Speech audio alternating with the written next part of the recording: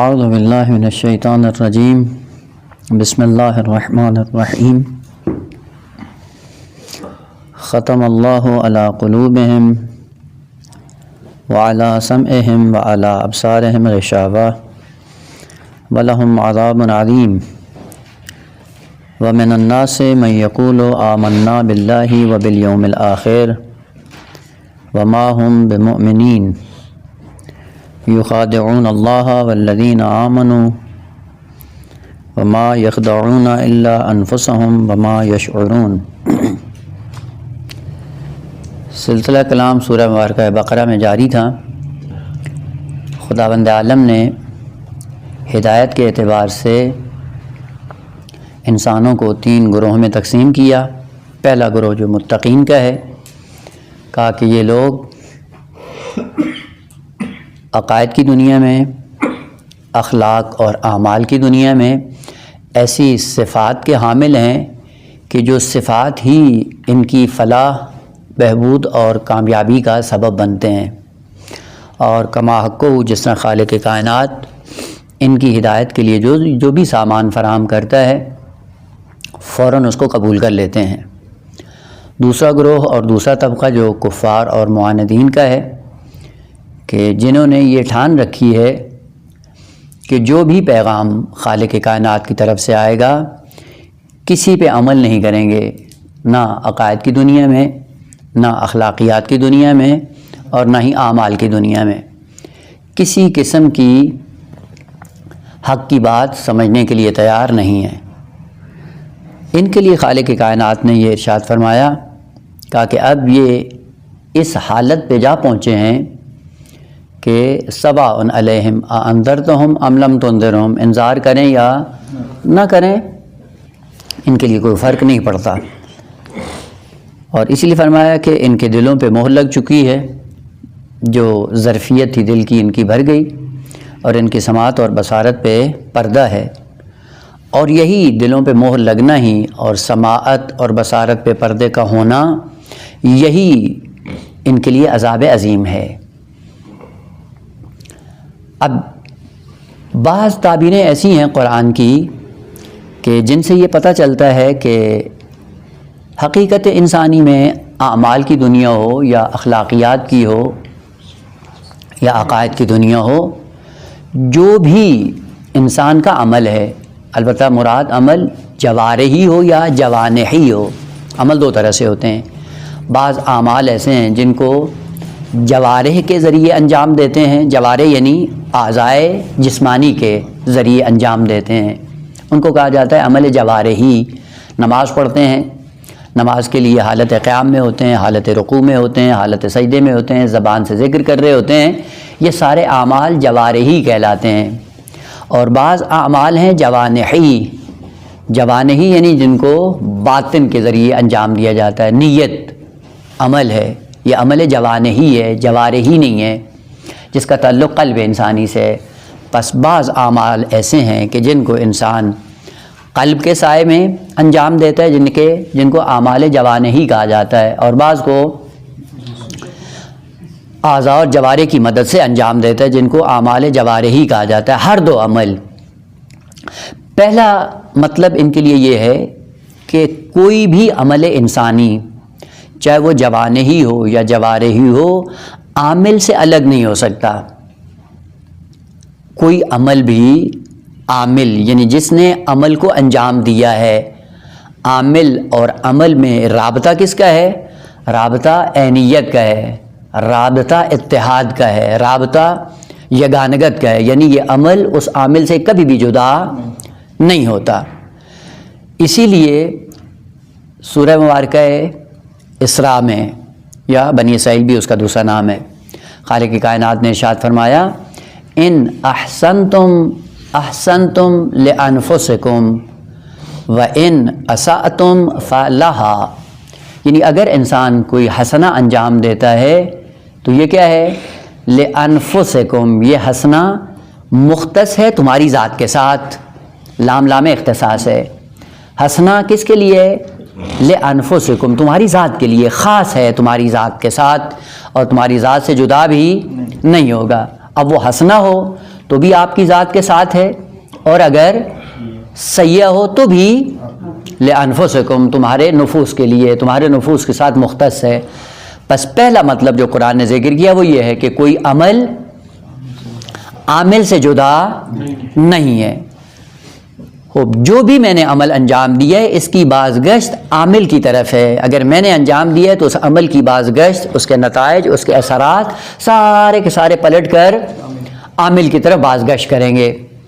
اب یہاں سے انسان متوجہ ہو جاتا ہے کہ اگر اس نے حسنہ انجام دیا ہے تو حسنہ کے جتنے بھی اثرات ہیں ان کی بازگشت اس محسن کی طرف ہے جس نے اس حسنہ کو انجام دیا ہے، اور اگر سیئہ انجام دیا ہے تو اس کی بازگشت اس مسیء کی طرف ہے جس نے اس کو انجام دیا ہے۔ پس پہلا نقطہ جو قرآن نے ذکر کیا وہ یہ ہے کہ عمل کبھی بھی عامل سے جدا نہیں ہوتا۔ خوب سوال کہ اگر عمل عامل سے جدا نہیں ہوتا تو اتنی ترغیب کیوں دلائی گئی ہے کہ جو دنیا سے چلے جاتے ہیں آپ ان کے لیے کار خیر انجام دیں تو ان کو پہنچتا ہے، اور ایک مکتب ہے بیچ میں کہ جو کہتا ہے کہ آپ کا عمل نہیں پہنچتا ہے۔ خوب کس طرح ان دو مطالب کے درمیان جمع کیا جائے کہ عمل عامل سے جدا بھی نہیں ہے، در عین حال جب انسان عالم دنیا میں کوئی عمل انجام دیتا ہے تو اس کا اثر بھی دوسروں پر مترتب ہوتا ہے، یا خصوصاً شفاعت کی باس میں، شفاعت میں بھی ایسا ہی ہوتا ہے کہ کوئی دوسرا آ کر ہاتھ تھام کر اس کی مدد کو پاتا ہے اور اس کی مشکل کو آسان کر دیتا ہے۔ پھر وہ کیا ہے؟ اگر یہ قرآن کا یہ اٹل فیصلہ ہے کہ کوئی عمل عامل سے جدا نہیں ہے تو پھر یہ مرحومین کے لیے فاتحہ دلوانا، صدقہ دینا، خیرات دینا، اس کی حقیقت کیا ہے؟ یہ کس طرح سے پہنچتا ہے؟ روایات میں جو مطلب صراحت کے ساتھ بیان ہوا ہے وہ یہ ہے کہ عمل عامل سے کبھی جدا نہیں ہو سکتا، لیکن عمل کے اثرات متعدد ہیں۔ ہر عمل کا اثر فقط ایک اثر میں منحصر نہیں ہے۔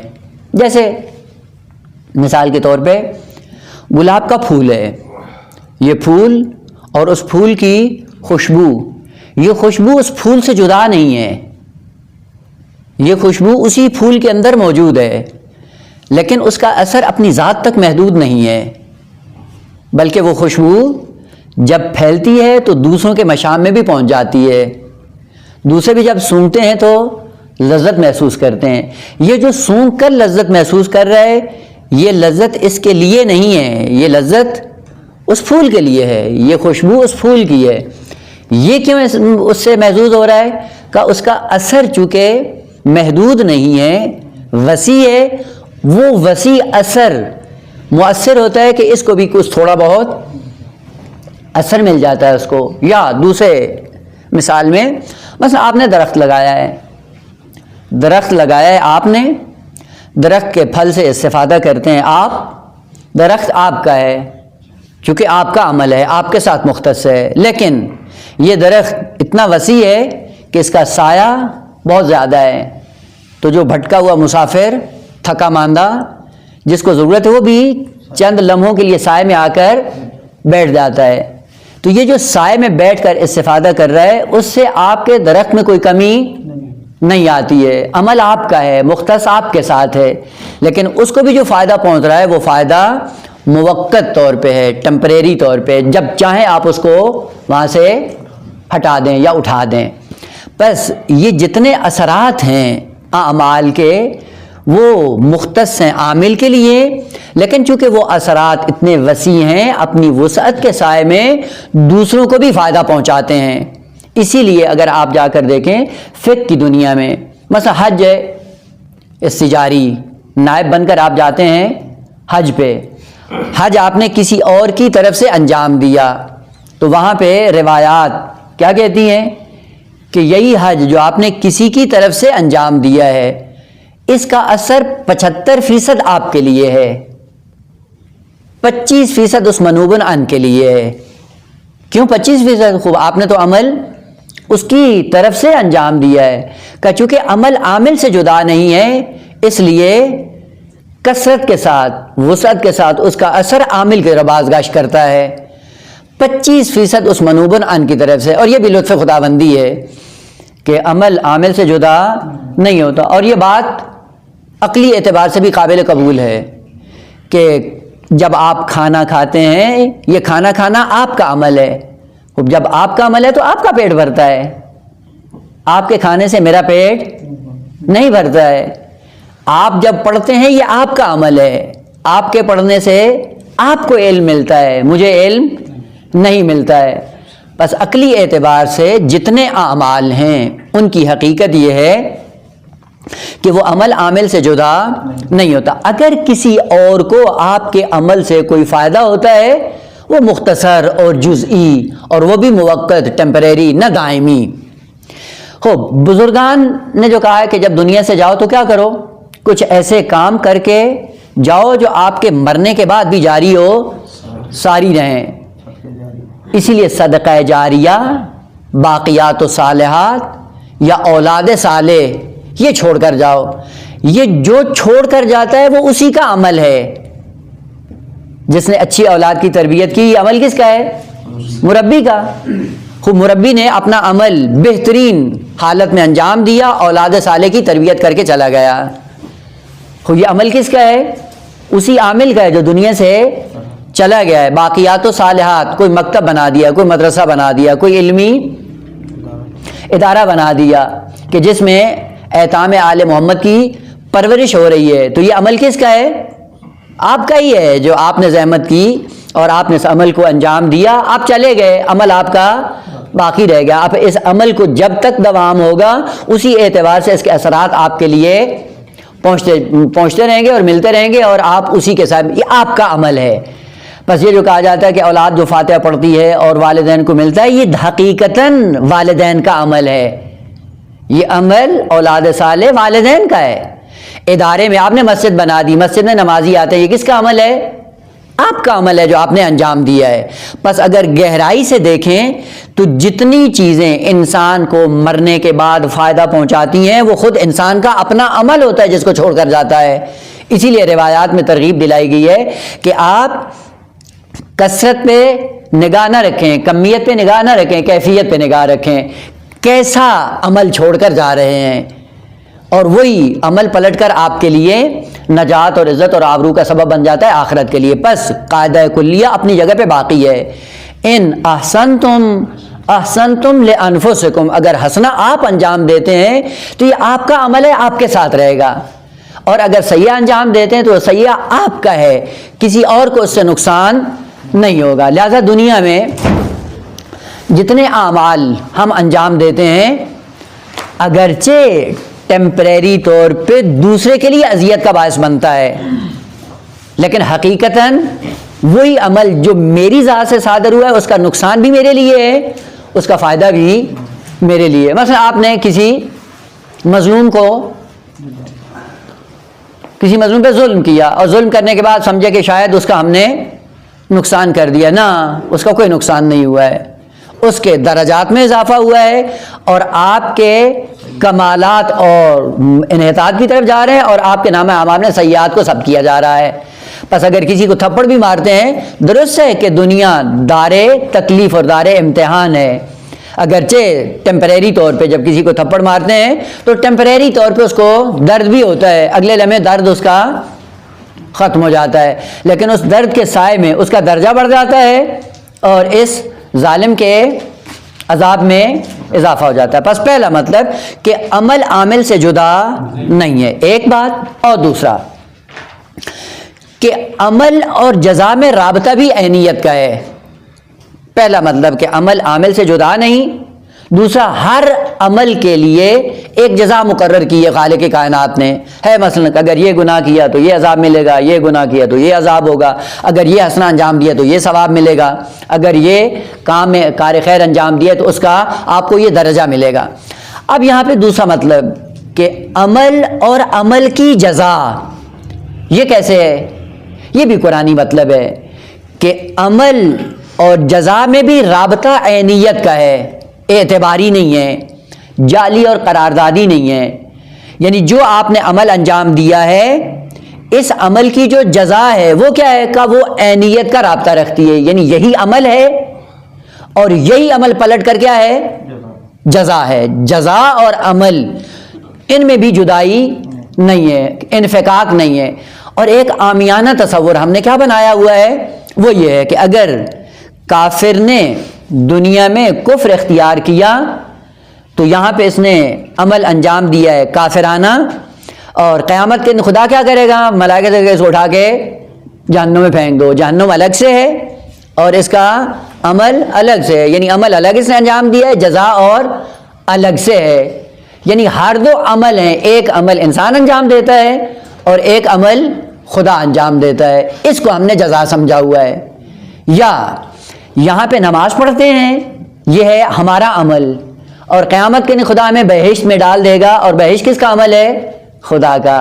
یہ عامیانہ تصور ہے دین کی دنیا میں، جبکہ قرآن نے کہا یہ ایسا نہیں ہے، بلکہ آپ جو عمل انجام دے رہے ہو یہ تمہارا عمل ہے، ایک لحاظ سے آپ کا عمل ہے، لیکن اسی عمل کی ایک باطنی صورت ہے جو اس دنیا میں ہمیں نظر نہیں آتی. وہی باطنی صورت جو اس عمل سے جدا نہیں ہے، اس عمل کے ساتھ ملی ہوئی ہے، بلکہ اس عمل کا دوسرا رخ ہے، اور وہی دوسرا رخ اس عمل کی جزا ہے. پس عمل اور جزا الگ الگ نہیں ہے. دنیا میں نظام ایسا نہیں ہے. دنیا میں سارے اعمال ہی اعمال ہیں. بعض اعمال ہم انجام دیتے ہیں اور بعض اعمال دوسروں کے ہوتے ہیں، وہ جزا یا سزا بن کر ہمیں دیے جاتے ہیں عالم دنیا میں، لیکن عالم آخرت ایسا نہیں ہے. مثلا یہاں پہ ہم نے عمل انجام دیا چوری کا، چوری عمل ہے، کسی نے عمل انجام دیا چوری کا، سزا کیا دیتے ہیں؟ ہاتھ کاٹ دیتے ہیں. یہ ہاتھ کاٹنا کیا ہے؟ یہ بھی عمل ہے. ہاتھ کاٹنا بھی عمل ہے. یا جیل میں ڈال دینا یہ بھی عمل ہے. یا کسی چیز سے محروم کر دینا یہ بھی عمل ہے. ایک عمل کو دوسرے عمل کے مقابلے میں جزا یا سزا کے طور پہ عالم دنیا میں ہمارا رویہ یوں ہوتا ہے، اور ہم نے سمجھا کہ شاید آخرت بھی اسی نہج پہ چلتی ہے. نہ، آخرت اس نہج پہ نہیں چلتی. اور یہاں پہ آپ نے پڑھا، اور پڑھنے کے بعد آپ نے پوزیشن حاصل کی اور نمبر آپ کے 20 آ گئے. یہ آپ کا کیا ہے؟ عمل. خوب مدرسے والے نے ایک لفافہ پکڑا دیا ہدیے کے طور پہ، وہ بھی کیا ہے؟ عمل. نہ، یہ عمل جزا کے طور پہ جو دیا جا رہا ہے یہ جزا نہیں ہے، یہ عالم اعتباریات میں ہے کہ ایک عمل کو اعتبار کیا جاتا ہے کہ اس کو جزا کے طور پہ اس عمل کے بدلے میں دے دیا جائے، اور وہ عامل بھی بڑا خوش ہو جاتا ہے کہ ہمیں اپنے عمل کی جزا مل گئی. نہ، ایسا نہیں ہے. عالم آخرت میں عمل اور جزا دونوں شیء واحد، ایک ہی چیز ہے، الگ الگ نہیں. اسی لیے قرآن کی آپ تعبیرات جا کر پڑھ کر دیکھیں، آپ کو پتہ چلے گا. سب سے پہلی تعبیر، یوم تجد کل نفس ما عملت من خیر محضرا. یوم، البتہ یہ تعبیر ہے، کبھی یوم کبھی یوم اذن. جب بھی یہ مطلق استعمال ہوتی ہے تو اس سے مراد عالم آخرت ہے، عالم قیامت ہے. اگر کسی اور کے ساتھ مختص کرنا ہو تو پھر قید کا اضافہ کر دیا جاتا ہے. جب بھی علی الاطلاق یہ تعبیر استعمال ہوتی ہے تو اس سے مراد عالم آخرت ہے. یوم یعنی ایک دن آنے والا ہے، اس میں کیا ہوگا؟ تجدو کل نفس، ہر نفس پائے گا کس چیز کو؟ ما عملت، جو اس نے انجام دیا ہے. جو بھی نفس نے عمل انجام دیا ہے اس کو پائے گا. کیسے پائے گا؟ اب میں نے بیانیہ ہے، یعنی من خیرن، یعنی ایک مثال ہے، خیر ہو یا شر معنی دونوں کا ایک ہی ہے، یعنی حقیقت دونوں کی ایک ہے. ما عملت من خیرن محضرن، حاضر پائے گا کس کو؟ ما عملت کو، یعنی جو عمل انجام دیا وہی عمل حاضر پائے گا. تو جو کچھ کیا ہے اسی کو پا لے گا. یوں نہیں ہے کہ عمل سے الگ ہٹ کر کوئی حقیقت ہو جو آپ کو عمل کے بدلے میں دی جائے گی، ایسا نہیں ہے. پس آپ کا عمل ہی ہے جو حاضر و ناظر ہو کر آپ کو پلٹا دیا جائے گا. پس عمل ہی میری سزا ہے، عمل ہی میری جزا ہے. یا قرآن بہت سی آیات ہیں، ابھی اگر ان آیات کو خود بھی جا کر آپ ملاحظہ کریں گے تو انشاءاللہ یہ مطلب آپ کے لیے اور زیادہ مبرہن ہو جائے گا. انما تجزون، انما حصر کے لیے، یعنی یوں نہیں ہے کہ ہم یہاں پہ زندگی گزارتے رہیں اور اس زندگی گزارنے کے بعد کوئی اثر اس کا ظاہر نہ ہو، ممکن ہی نہیں ہے. انما تجزون، تمہیں جزا دی جائے گی.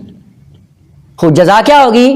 ما کنتم تعملون، جو تم نے عمل کیا ہے وہی جزا بن کر تمہیں پلٹا دیا جائے گا.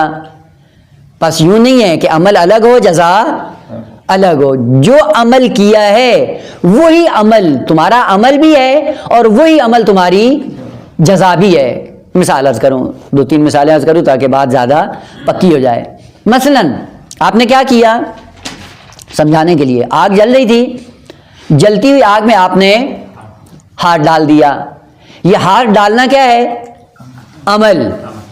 خوب اب آپ نے ہاتھ ڈال دیا آگ میں، تو اب کیا کریں جی؟ پکڑ تو کوڑے ماریں سزا کے طور پہ. عقل مند کیا کہتے ہیں؟ چھوڑ دیں. جو اس نے کیا ہے یہی اس کی سزا ہے، یہی اس کی جزا ہے. پس آگ میں ہاتھ ڈالنا عمل، اور یہی عمل انسان کے لیے سزا و جزا بن گیا. اور کیا ہے؟ آگ میں ہاتھ ڈالا اور جلنا شروع ہو گیا. یہ جلنا کیا ہے؟ عمل سے الگ نہیں ہے. جیسے ہی آپ نے عمل انجام دیا، یہ جلنا اور احراق وہی جزا و سزا بن کر انسان کو ملنا شروع ہو جاتی ہے. یا انسان نے زہر کھایا، اب زہر کھانے کے بعد کورٹ میں اس کو نہیں لے جایا جاتا جس نے زہر کھا لیا تب اس کو کوڑے مارے ہیں. کہا نا یہی جو اس نے زہر کھائی ہے یہ اس کا عمل ہے اور اسی عمل کا ایک اثر ہے. وہی اثر کیا ہے؟ اس کی جزا و سزا ہے. البتہ لفظ جزا دونوں کے لیے استعمال ہوتا ہے.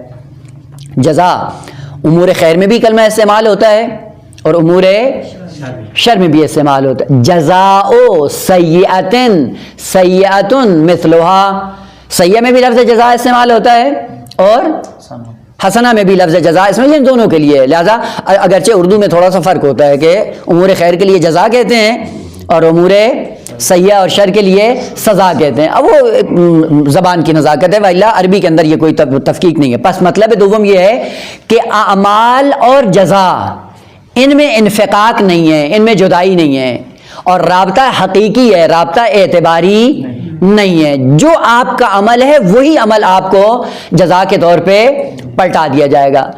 اور اسی کو کہ جو عمل اور جزا میں رابطہ اتحاد کا ہے، جزا عمل سے جدا نہیں ہے، اسی جزا کو ثواب کہا گیا ہے. یہی جو عمل سے، عمل کا جو اثر جدا نہیں ہوتا عمل سے، اسی جزا کو دوسری تعبیر کے مطابق ثواب کہا گیا ہے. پر ثواب کیا ہے؟ ثواب وہی عمل کی صورت ہے جو آپ کو ملے گی. ہر عمل کی ایک اپنی صورت ہے. بس آپ نے نماز پڑھی، نماز پڑھنے کے بعد کیا ہوا ہے؟ خوب اسی نماز کے سائے میں، انہی حرکات کے سائے میں ایک شکل وجود میں آئی ہے، عالم معنی میں، عالم نور میں، عالم تجرد میں، جو ظاہری آنکھ سے نظر نہیں آتی. یہی آپ کا عمل ایک جزا میں تبدیل ہو گیا ہے. جیسے ہی تبدیل ہوا، تبدیل ہونے کے بعد کیا ہو گیا ہے؟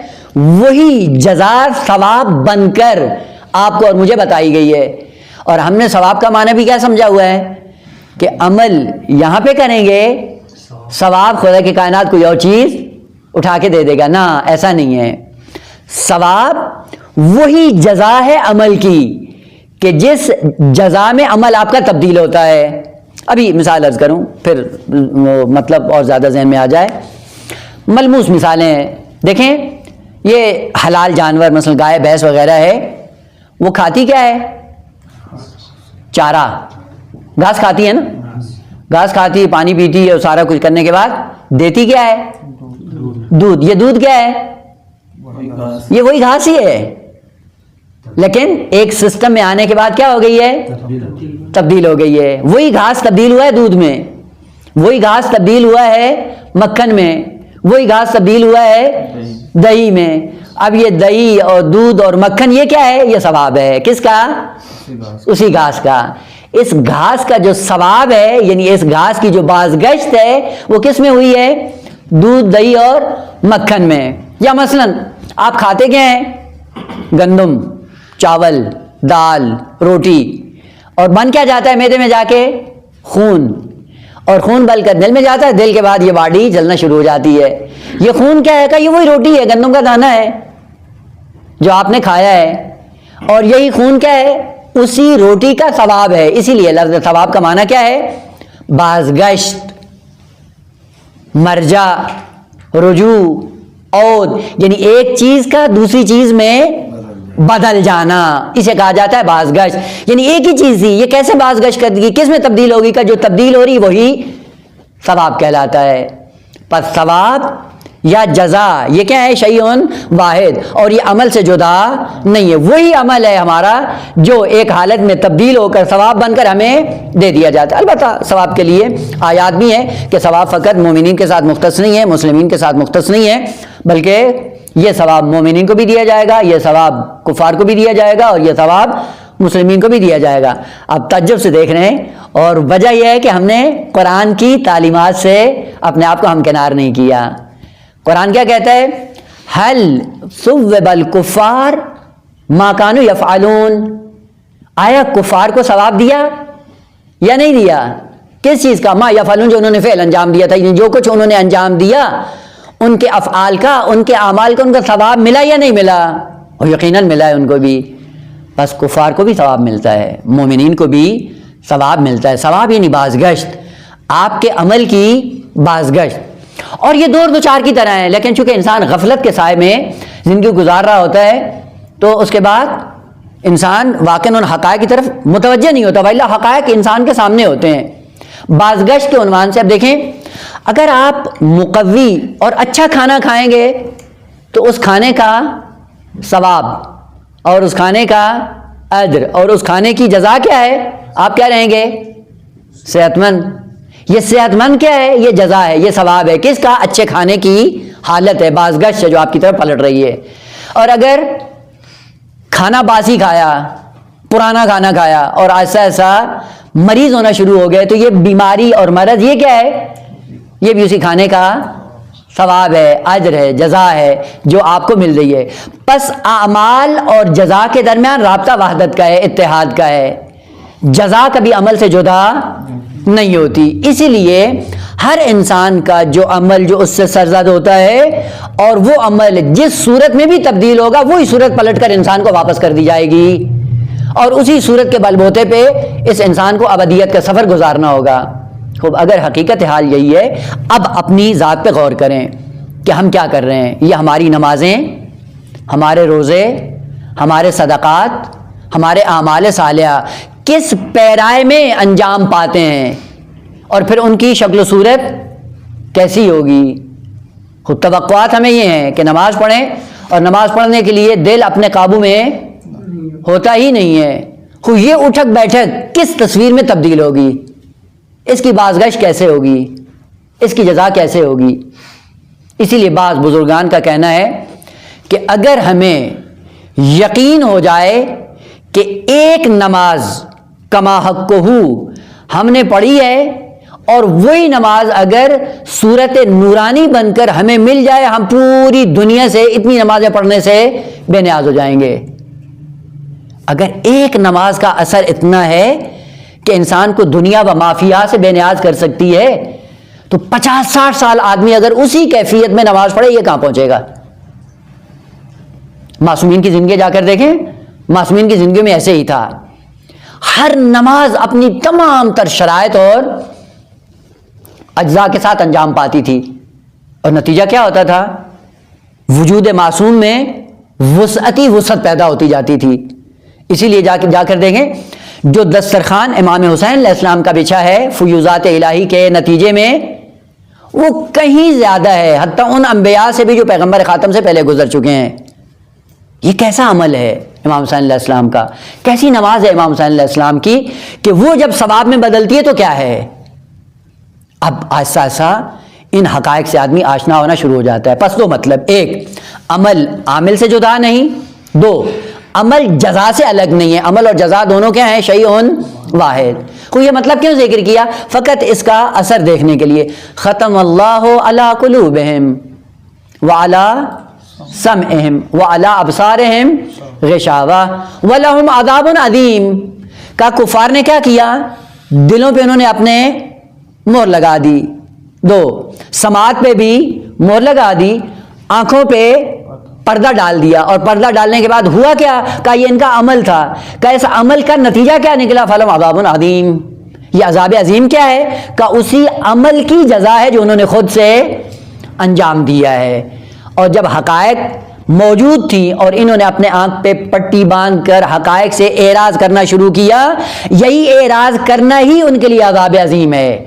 نہ یہ کہ الگ سے خالق کائنات نے آگ جلا رکھی ہے کہ جب یہ آئیں گے تو آگ میں ان کو پھینک دیا جائے گا، نا، ایسا نہیں ہے. بلکہ یہی ان کا عمل ہی ان کا سزا بن کر ان کی زندگی میں ظاہر ہوتا ہے. اسی لیے خالق کائنات نے مثال کے ذریعے مطلب بیان کیا کہ اگر کفار طبقہ معاند بن کر حقائق عالم سے روبرو ہوتا ہے اور حقائق عالم سے منہ موڑ لیتا ہے تو یہ منہ موڑنا ہے ان کا عمل، اور اسی عمل کی حقیقت اور صورت اور ثواب اور جزا کیا چیز ہے؟ عذاب عظیم. پس عذاب عظیم الگ سے نہیں ہے، یہی ان کا عمل تھا جو عمل سزا کے طور پہ شکل اس نے اپنائی اور تجسم اعمال بن کر ان کی زندگی میں ظاہر ہوا. خوب سوال کہ آیا یہ خدا نے کیا ہے؟ کہنا انہوں نے خود کیا. چونکہ انسان جب خلق ہوا ہے، انسان اور خدا کا رابطہ آپس میں کس کا ہے؟ رابطہ خدا کا اور مخلوق کا آپس میں کون سا ارتباط ہے؟ ارتباط قیومی، یعنی ارتباط رب اور عبد. مخلوق عبد ہے، خالق رب ہے. اور رب کا کام کیا ہوتا ہے؟ کئی مرتبہ شاید یہ مطلب تکرار ہوا. رب کا کام یہ ہوتا ہے کہ ناقص موجود کو اٹھا کر اس کو آہستہ آہستہ منزل کمال تک پہنچا دے، اسے کہتے ہیں رب. پس جو ناقص ہوتا ہے وہ وابستہ ہوتا ہے اس ذات کے ساتھ جو رب ہوتی ہے، اور وہ ذات جو رب ہوتی ہے وہ مستقل ہوتی ہے، وہ قیوم ذات ہے. اور قیوم ذات کیا کرتی ہے؟ ناقص کا ہاتھ تھام کر اس کو کمال تک لے کر جاتی ہے، اور یہ لطف ہے اس ذات کا. اسی لیے خدا کی ذات ہے قیوم. اور پوری مخلوق ہے عبد. البتہ پوری کائنات ہے عبد تکوینی، اور اس تکوینیات کے سائے میں انسان بھی ہے، لیکن تکوینیات سے ہٹ کر انسان عبد تشریعی بھی ہے. اور عبد تشریع جب بنتا ہے تو کیا ہے؟ اب اس کو شریعت کی ضرورت پڑتی ہے. شریعت کے سائے میں اب آ کر ایسا ایسا اپنی عبودیت کا اظہار کرے. اظہار کیسے ہوتا ہے؟ مثال دوں، ماں ہوتی ہے، آپ دیکھیں چھوٹا سا بچہ جب دنیا میں آتا ہے بالکل ناقص، عاجز، ناتوان، ایسے ہی ہوتا ہے نا. ایسا ایسا پھر والدین کیا کرتے ہیں؟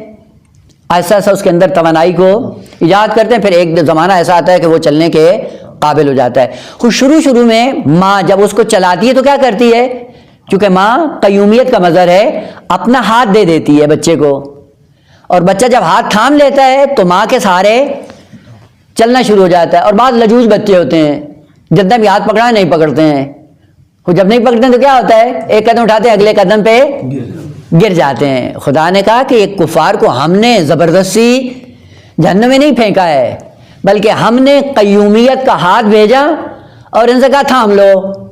اور یہ معاند بن کر انہوں نے کہا کہ نہیں، ہمیں آپ کا ہاتھ نہیں تھامنا ہے. خود جیسے ہی ہاتھ خدا کا چھوڑا وہیں پہ کیا ہوا؟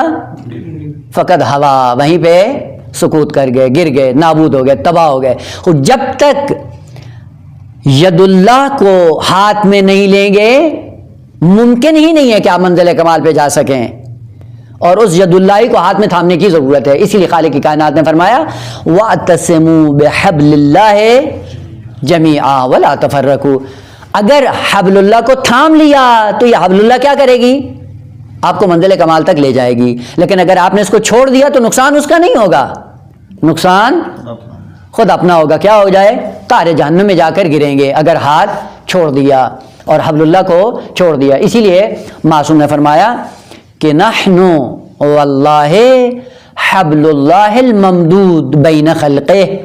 اللہ کی وہ رسی کہ جس کو خالق کائنات نے اس انحطاط سے نکالنے کے لیے بشریت کو جس رسی کا اہتمام کیا وہ ہم ہیں. اور ہم کیا ہیں؟ کہ ہم مرتبط ہیں خدا کے ساتھ بھی اور ہم مرتبط ہیں بشریت کے ساتھ بھی، اور ارتباط دونوں کے الگ الگ ہیں. اگر ہم خدا کے ساتھ مرتبط ہیں تو رابطہ ولایت کے ذریعے ہم خدا سے قائم ہیں، اور وہ صلہ جو تمہارے ہاتھ میں بشریت میں ہے وہ رابطہ ہدایت ہے. یعنی تمہیں ہدایت کے سائے میں معصوم سے منسلک ہونا چاہیے. اور یہ قوانین کی دنیا ہے. اگر ہم نے رابطہ ہدایت برقرار نہ کیا، باقی سارے رابطے ہم نے برقرار کر لیے، ہم کبھی بھی کمال تک نہیں پہنچیں گے. سارے رابطے ہم نے برقرار کر لیے، اور ہدایت والا رابطہ ہم نے معصوم سے برقرار نہ کیا، ید اللہ سے برقرار نہ کیا، حبل اللہ سے برقرار نہ کیا، تو ممکن ہی نہیں ہے کہ ہم کمال تک جا پہنچے ہیں۔ اور بہترین داستان اس کی داستان بنی اسرائیل کی ہے۔ کیا ہے کہ حضرت موسیٰ علیہ السلام کو خدا نے ہادی بنا کر بھیجا، اور اس قوم سے کیا کہا کہ موسیٰ سے مرتبط رہو، لیکن ارتباط تمہارا کیسا ہونا چاہیے؟ ہدایتی ارتباط ہو، آپ کو ہدایت لینی ہے۔ خوب انہوں نے کیا کیا؟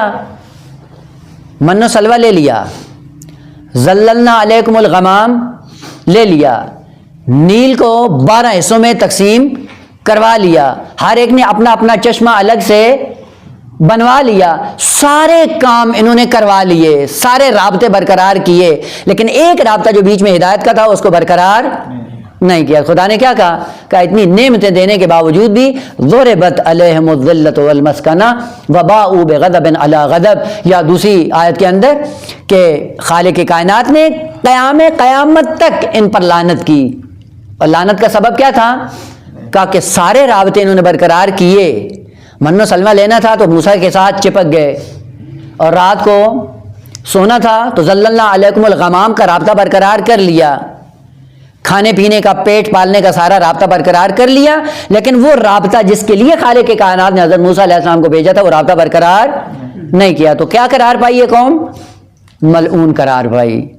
اور آج بھی ہم طرح امتیاز یہی سمجھتے ہیں کہ جی کربلا جاتے ہیں، ہم نے کربلا جا کر مولا سے بہت کچھ لے لیا۔ کیا لے لیا؟ پیسہ بھی لے لی، شفا بھی لے لی، اولاد بھی لے لی، نوکریاں بھی لے لی، ساری خواہشات لے لی، لیکن ہدایت نہیں لی کہ جس مقام پہ وہ پہنچے ہیں اس مقام پہ کاش میں مرتبط ہو کر وہ رابطہ برقرار کر کے وہاں جا پہنچوں جہاں پہ وہ جا پہنچے ہیں، یعنی وہ رابطہ ہدایت۔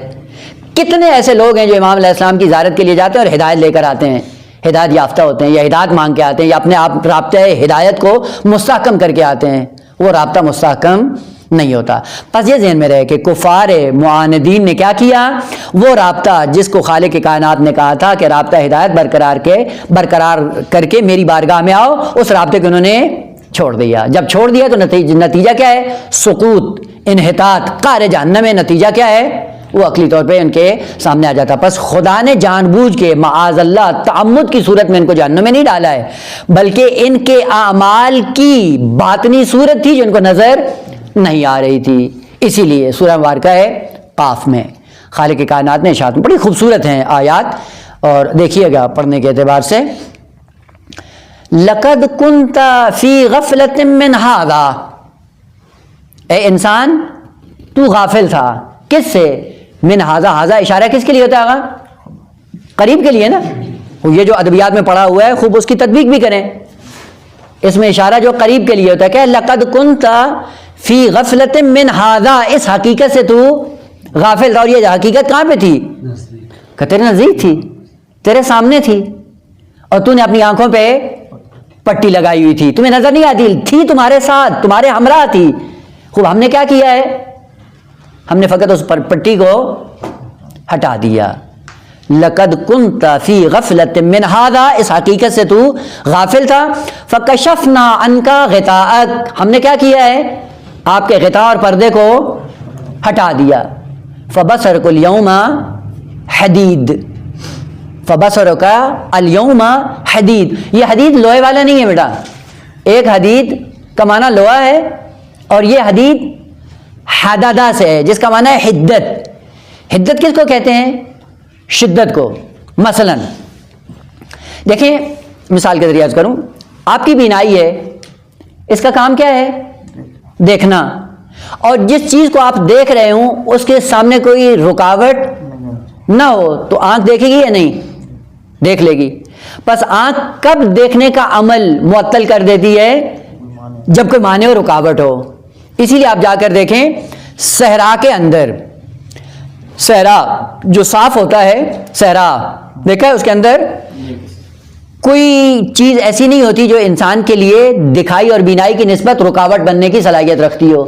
آپ نے دیکھا چٹیل میدان ہوتے ہیں، بیابان صاف، کچھ حتیٰ ذرہ برابر جڑی بوٹی وہاں پہ نہیں ہوتی۔ خود جب چٹیل میدان ہو اور آنکھ بھی تیز بین ہو، حدید، حدید یعنی تیز بین، تیز بین آنکھ ہو اور صحرا میں کوئی رکاوٹ بھی نہ ہو، ساری چیزیں نظر آئیں گی یا نہیں آئیں گی؟ وہ سب کچھ نظر آئے گا۔